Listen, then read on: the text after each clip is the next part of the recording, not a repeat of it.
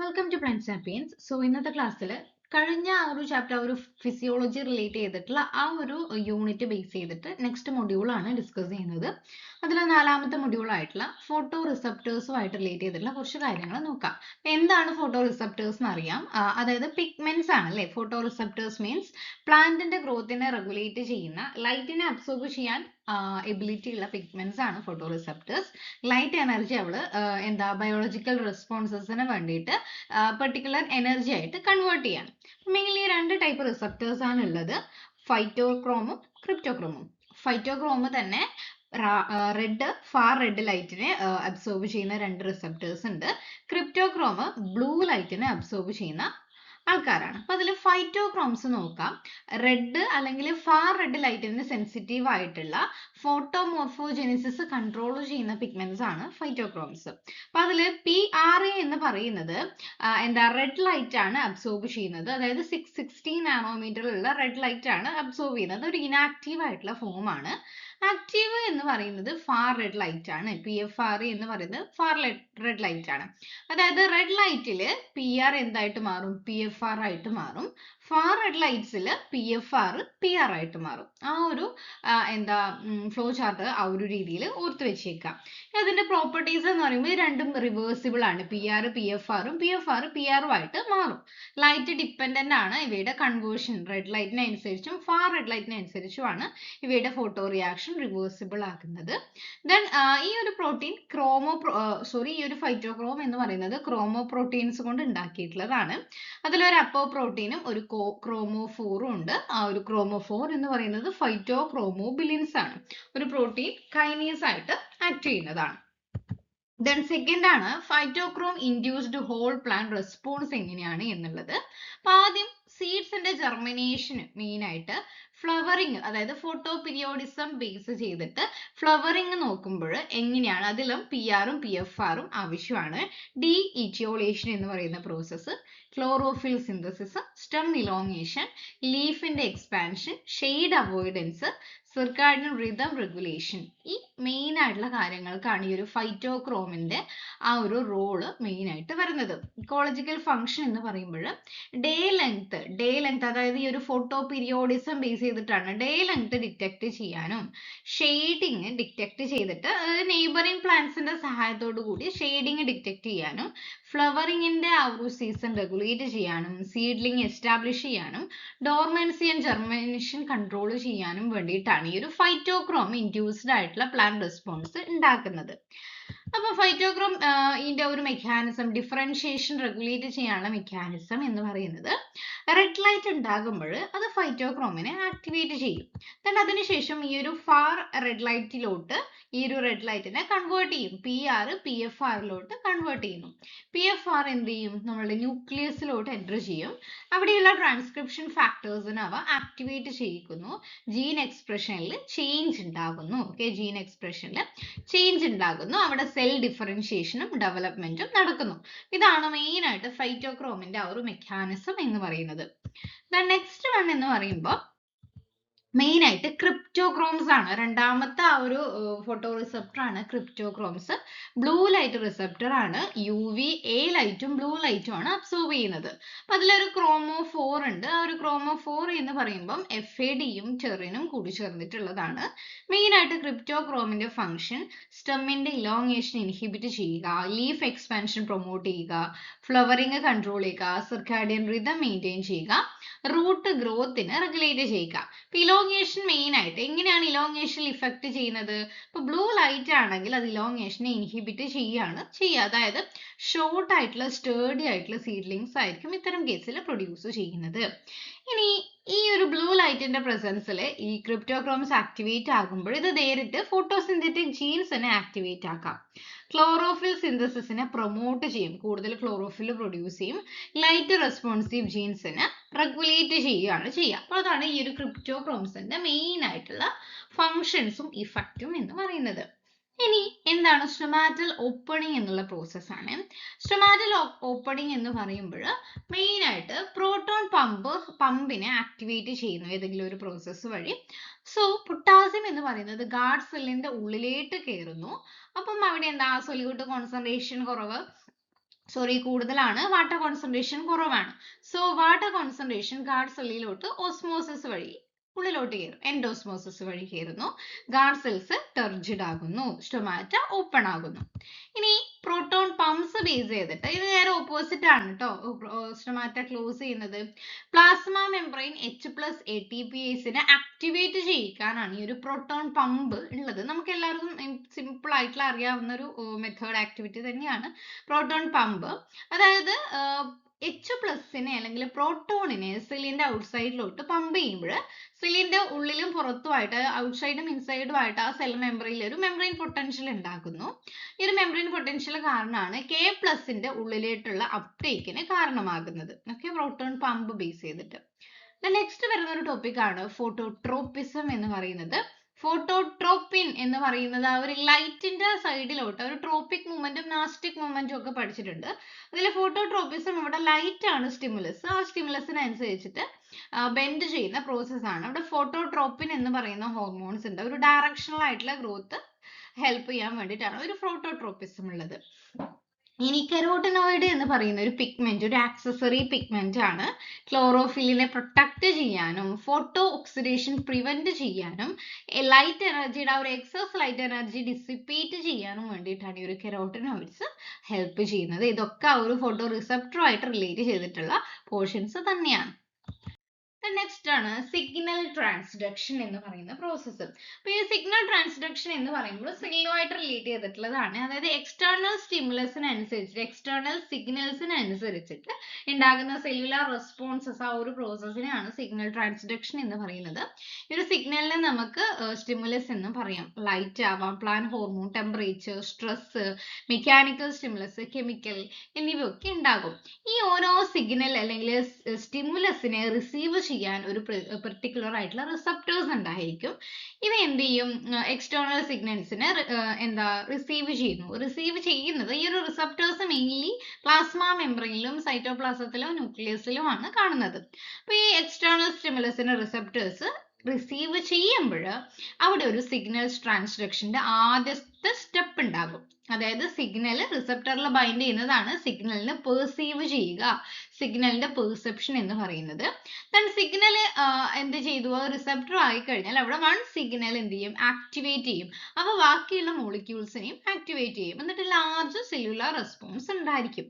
അതായത് ഒരു സിഗ്നലിന് റിസപ്റ്റർ വരുന്നു, റിസപ്റ്റർ സിഗ്നലുമായിട്ട് ബൈൻഡ് ചെയ്യുമ്പോൾ ഒരു സെക്കൻഡറി മെസ്സഞ്ചർ അവിടെ ഫോം ചെയ്യുന്നുണ്ട്. എക്സാമ്പിൾ ഒരു പ്രോട്ടീൻ കൈനേസ് എന്നുള്ള ഒരു മെസ്സഞ്ചർ ഒരു പ്രോട്ടീൻ കൈനേസ് എൻസൈമിനെ ആക്ടിവേറ്റ് ചെയ്യുന്നു, ജീൻ എക്സ്പ്രഷൻ നടക്കുന്നു, റെസ്പോൺസ് ഉണ്ടാകുന്നു. ഇതാണ് സിംപ്ലി സിഗ്നൽ ട്രാൻസ്ഡക്ഷൻ എന്ന് പറയുന്നത്. അപ്പൊ അതില് കാൽസ്യം എന്ന് പറയുന്നത്, കാൽസ്യം അയോൺ Ca2+ എന്ന് പറയുന്ന ഒരു സെക്കൻഡറി മെസ്സഞ്ചർ ആണ്. ഈ ഒരു സെക്കൻഡറി മെസ്സഞ്ചർ ഫോം ചെയ്യുന്നത് ഗ്രോത്തിനെ റെഗുലേറ്റ് ചെയ്യിക്കാനും സ്റ്റൊമാറ്റയുടെ മൂവ്മെന്റിനെ കൺട്രോൾ ചെയ്യാനും സ്ട്രെസ് റെസ്പോൺസിനും ഹോർമോൺ സിഗ്നലിങ്ങിനും ഹെൽപ്പ് ചെയ്യുന്നുണ്ട്. ദെൻ കാൽ മോഡുലിൻ എന്ന് പറയുന്നത് എന്താണ്? കാൽ മോഡുലിൻ എന്ന് പറയുന്നത് കാൽസ്യം ബൈൻഡിങ് ആയിട്ടുള്ള, കാൽസ്യത്തിൽ പോയിട്ട് ബൈൻഡ് ചെയ്യുന്ന ഒരു തരം പ്രോട്ടീൻ ആണ് കാൽ മോഡുലിൻ. Ca2+ ആക്ടിവിറ്റി എൻഹാൻസ് ചെയ്യുക അല്ലെങ്കിൽ ആക്ടിവേറ്റ് ചെയ്യിക്കാൻ കാൽമോഡുലിൻ എന്ന് പറയുന്ന പ്രോട്ടീൻ ആവശ്യമാണ്. അതർ എൻസൈംസിനെ ഇവ ആക്ടിവേറ്റ് ചെയ്യിക്കുന്നുണ്ട്. അപ്പൊ ഈ ഒരു ജീൻ എക്സ്പ്രഷൻ അല്ലെങ്കിൽ മെറ്റബോളിസത്തിന്റെ റെഗുലേഷൻ ഒക്കെ നടക്കണമെങ്കിൽ കാൽമോഡുലിൻ പോലെയുള്ള ബൈൻഡിങ് പ്രോട്ടീൻസിന്റെ പ്രവർത്തനം അവിടെ ആവശ്യമാണ്. സെൽ ഡിവിഷന്റെ ഗ്രോത്തിനും അവ സഹായിക്കുന്നുണ്ട്. അപ്പൊ ഇത്രയാണ് ആ ഒരു മൊഡ്യൂൾ 4 മെയിൻ ആയിട്ട് പറയാനുള്ളത്. ഇനി മൊഡ്യൂൾ 5 ആണ് സ്ട്രെസ് ഫിസിയോളജി ആൻഡ് സെനസെൻസ്. എന്താണ് സ്ട്രെസ് ഫിസിയോളജി? ഇതിന്റെ തന്നെ ഒരു സിംപ്ലസ്റ്റ് ആയിട്ടുള്ള ഒരു ക്ലാസ് ഞാൻ ഓൾറെഡി അപ്ലോഡ് ചെയ്തിട്ടുണ്ട്. ഇതിന്റെ എല്ലാത്തിന്റെയും അപ്ലോഡ് ചെയ്തിട്ടുണ്ട്, ഒന്ന് കാണാം കേട്ടോ. അപ്പൊ സ്ട്രെസ് ഫിസിയോളജി എന്ന് പറയുമ്പോൾ ആഡ്വേഴ്സ് എൻവയറൺമെന്റൽ കണ്ടീഷനിൽ എങ്ങനെയാണ് പ്ലാന്റ് റെസ്പോൺസ് ചെയ്യുന്നത് എന്നതിനെ കുറിച്ചുള്ള ഒരു സ്റ്റഡിയാണ് സ്ട്രെസ് ഫിസിയോളജി എന്ന് പറയുന്നത്. അപ്പൊ ആ സ്ട്രെസ് എന്ന് പറയുമ്പോൾ അവിടെ വാട്ടർ ഡെഫിസിറ്റ് ആകാം, വാട്ടറിന്റെ അളവ് കുറയുമ്പോൾ വിൽട്ടിംഗ് ഉണ്ടാകാം, ഫോട്ടോസിന്തസിസ് റെഡ്യൂസ് ചെയ്യുന്നു, സ്റ്റൊമാറ്റ ക്ലോസ് ചെയ്യാം, ABA level, abscisic acid level കൂടാം, അതൊരു ഇൻഹിബിറ്ററി ഹോർമോൺ ആയതുകൊണ്ട്. ദെൻ അതിൽ വരുന്ന കുറച്ച് റെസിസ്റ്റൻസ് ആണ് മെയിൻ ആയിട്ട് എനിക്ക് പറയാനുള്ളത്. ഒന്നാമതാണ് ഡ്രോട്ട് റെസിസ്റ്റൻസ്. അപ്പോൾ ഡ്രോട്ട് റെസിസ്റ്റന്റ് ആയിട്ടുള്ള ഒരു പ്ലാന്റിന്റെ റൂട്ട് സിസ്റ്റം വളരെ ഡീപ്പ് ആയിരിക്കും, അവിടെ തിക്ക് ക്യൂട്ടിക്കിൾ ഉണ്ടായിരിക്കും, ട്രാൻസ്പിറേഷന്റെ റെഡ്യൂസ് കുറക്കാൻ വേണ്ടിയിട്ട്. ദെൻ ലീഫ് റോളിംഗ് അല്ലെങ്കിൽ ബുളിഫോം സെൽസ് എല്ലാം ഉണ്ടാവുമല്ലോ, ഒരു ലീഫ് റോളിംഗ് എന്ന് പറയുന്ന ഒരു process, osmotic adjustment, crassulacean acid metabolism എന്ന് പറയുന്ന ഒരു ക്യാം പാത്വേ ഒക്കെയാണ് ഡ്രോട്ട് റെസിസ്റ്റന്റ് മെക്കാനിസം. ദെൻ വരാൻ സാധ്യതയുള്ള സ്ട്രെസ്സുകൾ ഏതൊക്കെ? ചില്ലിങ് സ്ട്രെസ്, അതായത് 0 to 15 ഡിഗ്രി സെൽഷ്യസിലാണ് chilling stress. Membrane injury, reduced metabolism ഒക്കെയാണ് ഈ ഒരു ചില്ലിങ് സ്ട്രെസ്സിന്റെ ഭാഗമായിട്ട് വരിക. ഫ്രോസ്റ്റ് സ്ട്രെസ് എന്ന് പറയുമ്പോൾ അവിടെ ടെമ്പറേച്ചർ 0 ഡിഗ്രി സെൽഷ്യസ് ആണ്. ഐസ് ക്രിസ്റ്റലിന്റെ ഫോർമേഷനും സില്ലിന്റെ ഡാമേജും ഉണ്ടാകും. Salinity stress means it's A type of osmotic stress ആണ്. സലൈനിറ്റിയുടെ അളവ് കൂടുക, അവിടെ അയോണിക് ടോക്സിസിറ്റി, ഗ്രോത്ത് ഇൻഹിബിഷൻ, ആ ഒരു ഷെല്ലിന്റെ ഷ്രിങ്കേജ് ഒക്കെയാണ് മെയിൻ ആയിട്ടുള്ള കാരണം ഉണ്ടാകുക. നെക്സ്റ്റ് ഹീറ്റ് സ്ട്രെസ്, പ്രോട്ടീൻസിന്റെ ഡീനാച്ചുറേഷൻ ആണ് ഹീറ്റ് സ്ട്രെസ്സിന്റെ effect. Membrane damage, reduced photosynthesis. അതുമായിട്ട് റിലേറ്റ് ചെയ്ത് ഈ ഹീറ്റ് സ്ട്രെസ്സിൽ നിന്ന് ഹീറ്റ് ടോളറന്റ് ആയിട്ടുള്ള ആൾക്കാരിൽ കാണുന്നതാണ് HSPs അല്ലെങ്കിൽ ഹീറ്റ് ഷോക്ക് പ്രോട്ടീൻസ്. പ്രോട്ടീൻസിനെ പ്രൊട്ടക്ട് ചെയ്യുക, ഡീനാച്ചുറേഷൻ പ്രിവെന്റ് ചെയ്യാനും പ്രോട്ടീൻ ഫോൾഡിങ്ങിനെ ഹെൽപ്പ് ചെയ്യാനുമാണ് ഈ HSP സഹായിക്കുന്നത്. ഇതിന്റെ സ്ട്രെസ്സുമായിട്ട് റിലേറ്റ് ചെയ്തിട്ടുള്ളതാണ് സെനസെൻസ്. അതായത് ഒരു പ്ലാന്റിന്റെ ഡെവലപ്മെന്റിന്റെ ഏറ്റവും അവസാനത്തെ സ്റ്റേജ് ആണ് സെനസെൻസ്, ഇടത്തിന് തൊട്ട് മുന്നേ ഉള്ളത്. അപ്പൊ ഈ ഒരു സെനസെൻസുമായിട്ട് റിലേറ്റ് ചെയ്തിട്ടുള്ള 2 ജീൻസ് ആണ് മെയിൻ ആയിട്ടുള്ളത്. ജീൻസ് ആണുള്ളത്. സെനസെൻസ് അസോസിയേറ്റഡ് ജീൻസ് എന്ന് പറയും. ദെൻ അവ ഏജിങ്ങിന്റെ സമയത്താണ് അവ അപ്രഗുലേറ്റ് ചെയ്യുക. സെനസെൻസിന്റെ സമയത്ത് ക്ലോറോഫില്ല് പതിയെ ഡീഗ്രേഡ് ചെയ്ത് വരും, പ്രോട്ടീനിന്റെയും ഡീഗ്രേഡേഷൻ നടക്കും. ന്യൂട്രിയൻസ് റീമൊബിലൈസേഷൻ, ന്യൂട്രിയൻസിനുള്ളതൊക്കെ അവിടെ കുറഞ്ഞു വരികയാണ്. റെസ്പിറേഷൻ പക്ഷെ വളരെ രീതിയിൽ അങ്ങോട്ട് കൂടും. ഫോട്ടോസിന്തസിസ് ചെയ്യുകയും ചെയ്യും. അപ്പൊ ഇതാണ് മെയിൻ ആയിട്ട് എന്തുള്ളത് ആ ഒരു മൊഡ്യൂളിൽ മെയിൻ ആയിട്ട് ആ ഒരു സ്ട്രെസ് ഫിസിയോളജി ആയിട്ട് പറയാനുള്ളത്. മൊഡ്യൂൾ 6 കെമിക്കൽ ബോണ്ടിങ് ആണ്. വളരെ സിമ്പിൾ ആയിട്ട് ഞാൻ ജസ്റ്റ് ഒന്ന് പറഞ്ഞു പോയിട്ടുണ്ട്. അതിലൊന്നാമത് ഹൈബ്രിഡൈസേഷൻ ആണ്. ഹൈബ്രിഡൈസേഷൻ എന്ന് പറയുമ്പോൾ സിമിലർ എനർജി ഉള്ള അറ്റോമിക് ഓർബിറ്റൽസിന്റെ മിക്സിംഗ് ആണ്. Okay, mixing of atomic orbitals of similar energy to form equivalent ആയിട്ടുള്ള ഹൈബ്രിഡ് ഓർബിറ്റൽസ് കിട്ടാൻ വേണ്ടിയിട്ട് അറ്റോമിക് ഓർബിറ്റൽസ് സിമിലർ ആയിട്ടുള്ള എനർജി ഉള്ള അറ്റോമിക് ഓർബിറ്റൽസ് തമ്മിൽ മിക്സ് ചെയ്യാം. അവിടെ SP ഹൈബ്രിഡൈസേഷൻ എന്ന് പറയുമ്പോൾ അവിടെ ഒരു ലീനിയർ ജോമെട്രി ആണ്. അവിടെ ആംഗിൾ എന്ന് പറയുന്നത് 180 ഡിഗ്രി ആണ്. C2 വെച്ചിട്ട് ആ ഒരു എക്സാമ്പിൾ ബേസ് ചെയ്തിട്ട് ഒന്ന് പഠിക്കാം കേട്ടോ, ഞാൻ ഡീറ്റെയിൽ ആയിട്ട് എക്സ്പ്ലെയിൻ ചെയ്യുന്നില്ല. SP2 ഹൈബ്രിഡൈസേഷൻ S1 P2 അവിടെ ട്രൈഗണൽ ആണ്, 2 1 3 ട്രൈഗണൽ പ്ലാനർ ആണ്. 120 ഡിഗ്രി ആണ് ഉണ്ടായിരിക്കുക. അപ്പൊ 360 ബൈ ആ ഒരു 3. ദെൻ SP3 എന്ന് പറയുമ്പോൾ ടെട്രാഹിഡ്രൽ ആണ്, 109.50 ആണ്. CH4 ആണ് എക്സാമ്പിൾ. ഇവിടെ C2H4 ആണ് എക്സാമ്പിൾ ആയിട്ട് വരിക. ഇനി ഓർഗാനിക് മോളിക്യൂൾസിൽ ഏതൊക്കെ ബോണ്ടിങ് ഉണ്ട്? ഇലക്ട്രോൺ ഷെയർ ചെയ്യുന്നതിനെ നമ്മൾ കോവാലന്റ് ബോണ്ട് എന്ന് പറയും. ഇലക്ട്രോൺസിനെ ട്രാൻസ്ഫർ ചെയ്യുന്നു എന്നിട്ട് അയോൺസിനെ ഫോം ചെയ്യുന്നത് അയോണിക് ബോണ്ട് എന്ന് പറയും. ഷെയർഡ് ഇലക്ട്രോൺ പെയർ, അതായത് ഒരു 1 ആറ്റം തന്നെ ഒരു ഇലക്ട്രോൺ പെയർ ഡൊണേറ്റ് ചെയ്തതിനെ ഷെയർ ചെയ്യുന്നുണ്ടെങ്കിൽ കോർഡിനേറ്റഡ് ബോണ്ട്. സിഗ്മ ബോണ്ട് എന്ന് പറയുമ്പോൾ ഹെഡ് ഓൺ ഓവർലാപ്പ് ആണ്, ഏറ്റവും സ്ട്രോങ്ങർ ആയിട്ടുള്ള ബോണ്ടാണ്. പൈ ബോണ്ട് അവിടെ lateral overlap of p orbitals ആണ്, സിഗ്മ ബോണ്ടിനേക്കാളും വീക്കർ ആയിട്ടുള്ളതാണ്. ഇനി ബോണ്ടിന്റെ പ്രോപ്പർട്ടീസ് എന്ന് പറയുമ്പോൾ നമ്മൾ ഒന്ന് ബോണ്ട് ലെങ്ത് ആണ്, അതായത് ഡിസ്റ്റൻസ് ബിറ്റ്വീൻ ഓരോ ബോണ്ട് ചെയ്ത ആറ്റത്തിന്റെ ന്യൂക്ലിയസ് തമ്മിലുള്ള ഡിസ്റ്റൻസ് ആണ് ബോണ്ട് ലെങ്ത്. ബോണ്ട് ആംഗിൾ എന്ന് പറയുമ്പോൾ നമുക്ക് ബോണ്ട് ഉണ്ടായിട്ടുണ്ടല്ലോ, ആ 2 ബോണ്ട്സ് ഉണ്ടായതിന്റെ ആ ഒരു സെൻട്രൽ ആറ്റം ഉണ്ടായിരിക്കും. ആ സെൻട്രൽ ആറ്റത്തിന് ചുറ്റുമുള്ള ബോണ്ടിന്റെ ആംഗിൾ ആണ് ബോണ്ട് ആംഗിൾ. ബോണ്ട് സ്ട്രെങ്ത് എന്ന് പറയുമ്പോൾ ഈ ബോണ്ട് ലെങ്ത് കൂടുന്നതിനനുസരിച്ച് ബോണ്ട് ലെങ്ത് കുറയുന്നതിനനുസരിച്ചിട്ട് ബോണ്ട് സ്ട്രെങ്ത് കൂടും. Okay, multiple bonds are generally shorter and stronger than single bond. Single ബോണ്ടിനേക്കാളും സ്ട്രോങ്ങർ ആയിട്ടുള്ളത് മൾട്ടിപ്പിൾ ബോണ്ട് ആയിരിക്കും. ഓക്കെ, നെക്സ്റ്റ് ആണ് പൊളാരിറ്റി എന്ന് പറയുന്നത്. അതായത് ആറ്റങ്ങൾ തമ്മിലുള്ള ഇലക്ട്രോ നെഗറ്റിവിറ്റിയിലുള്ള ഡിഫറൻസിനെയാണ് പൊളാരിറ്റി എന്ന് പറയുന്നത്. അതിൽ നോൺ പോളാറും പോളാറും ഉണ്ടായിരിക്കും. നോൺ പോളാർ ബോണ്ട് എന്ന് പറയുന്നത് nearly equal electrons equal sharing ആണ്, അവിടെ ചാർജ് ഡിഫറൻസ് വരാൻ ചാൻസ് ഇല്ല. പോളാർ എന്ന് പറയുമ്പോൾ അൺഈക്വൽ ഷെയറിംഗ് ആണ്. അതിൽ OH എന്ന് പറയുന്നത് പോളാർ ആണ്. ഓക്കെ, നെക്സ്റ്റ് ആണ് ഹൈഡ്രജൻ ബോണ്ട്. വീക്ക് ആയിട്ടുള്ള ഒരു അട്രാക്ഷൻ ആണ് hydrogen attached to an electronegative atom. അതായത് ഓക്സിജൻ, നൈട്രജൻ, ഫ്ലൂറിൻ എന്നൊക്കെ പറയുന്നത് ഹൈലി ഇലക്ട്രോനെഗറ്റീവ് ആയിട്ടുള്ള ഒരു ആറ്റം ആണ്. ഈ ഇലക്ട്രോനെഗറ്റീവ് ആയിട്ടുള്ള ഒരു ആറ്റവുമായിട്ട് അറ്റാച്ച് ചെയ്തിട്ടുള്ള ഹൈഡ്രജന്റെ ആ ഒരു വീക്ക് അട്രാക്ഷനെയാണ് ഹൈഡ്രജൻ ബോണ്ട് എന്ന് പറയുന്നത്. DNA base pairing, protein structure, വാട്ടറിന്റെ പ്രോപ്പർട്ടീസ്, സെല്ലുലോസിലൊക്കെ ഹൈഡ്രജൻ ബോണ്ടാണ് ഉള്ളത്. അപ്പൊ ഈ ഹൈഡ്രജൻ ബോണ്ടുമായിട്ട് ബന്ധപ്പെട്ടിട്ട് ഡിസോസിയേഷനും അസോസിയേഷൻ കോൺസ്റ്റന്റും ഉണ്ട്. Ka ആണ് acid dissociation constant. Then higher Ka value ആണെങ്കിൽ അവിടെ സ്ട്രോങ്ങർ ആസിഡ് ആയിരിക്കും. ദെൻ ഈ ഒരു ഇക്വേഷൻ ഉണ്ട് pKa -log Ka എന്ന് പറയുന്നത്. അതായത് pKa കുറഞ്ഞാൽ അവിടെ സ്ട്രോങ്ങർ ആസിഡ് ആയിരിക്കും, Ka വാല്യൂ കൂടിയാലും സ്ട്രോങ്ങർ ആസിഡ് ആയിരിക്കും. ദെൻ ബേസുമായിട്ട് റിലേറ്റ് ചെയ്തിട്ടുള്ളതാണ് Kb, base dissociation constant. Associated constant Ka Ashok എന്ന് പറയുന്നത് മെയിൻ ആയിട്ട് പോളിക്യൂൾസിനെ അസോസിയേറ്റ് ചെയ്യാനുള്ള ടെൻഡൻസിനെയാണ് പറയുന്നത്. അത് ഡീറ്റെയിൽഡ് ആയിട്ട് എടുക്കണമെങ്കിൽ ഞാനൊരു ക്ലാസ്സിൽ എടുക്കാം. ദെൻ ലിവിങ് സിസ്റ്റത്തിലുള്ള ബഫേഴ്സ് എന്ന് പറയുമ്പോൾ ഒന്ന് ബൈകാർബണേറ്റ് ബഫേഴ്സ് ആണ്. ബ്ലഡിലുള്ള ഒരു ബ്ലഡ് ബഫർ അല്ലെങ്കിൽ extra cellular buffer. Phosphate buffer ഇൻട്രാസെല്ലുലാരിറ്റിക്ക് ഇമ്പോർട്ടന്റ് ആണ്. പ്രോട്ടീൻ ബഫർ എന്ന് പറയുമ്പോൾ amino acid side chains main pH maintain ചെയ്യാൻ. ഹീമോഗ്ലോബിൻ ബഫർ ബ്ലഡിൽ ഇമ്പോർട്ടന്റ് ആയിട്ടുള്ളതാണ്. ദെൻ pH ഉം ബഫറും.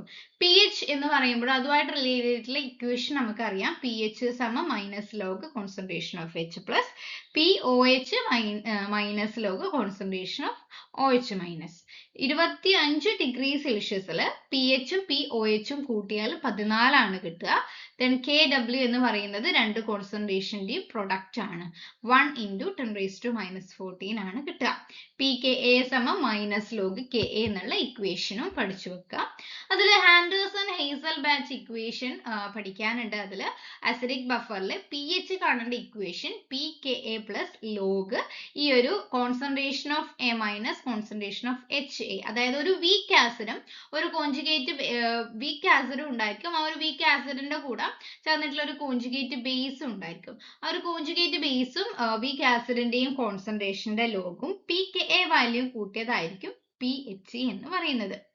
ഒരു A മൈനസ് ആ ഒരു വീക്ക് ആസിഡിന്റെ ആ ഒരു കോൺജുഗേറ്റ് ബേസിന്റെ കോൺസെൻട്രേഷൻ എന്ന് പറയുന്നത് വീക്ക് ആസിഡുമായിട്ട് റിലേറ്റ് ചെയ്താൽ pH എന്ന് പറയുന്നത് pKa ആയിരിക്കും. മനസ്സിലാക്കി വെക്കുക.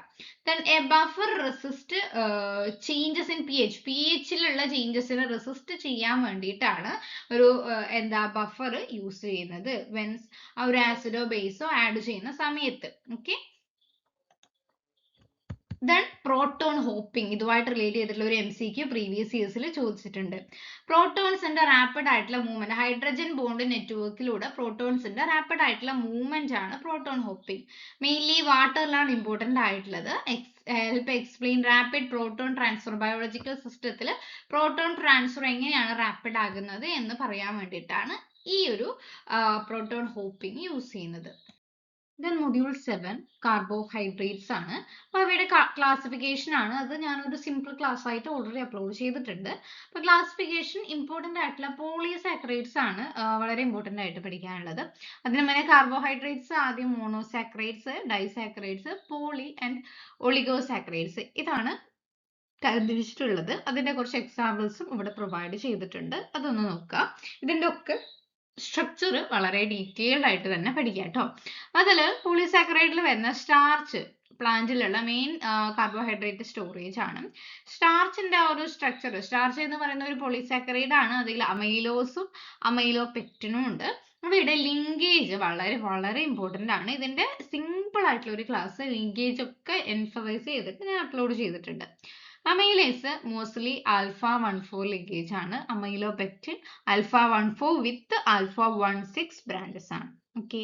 ദെൻ ഗ്ലൈക്കോജനിലാണെങ്കിൽ അവ എന്താ ആനിമൽസിലും ഫംഗസിലും ഉള്ള സ്റ്റോറേജ് ടിഷ്യൂ ആണ്. ഹൈലി ബ്രാഞ്ചഡ് ആണ്. ആൽഫ 1,4 പ്ലസ് ആൽഫ 1,6 ബ്രാഞ്ചസ് തന്നെയാണ്.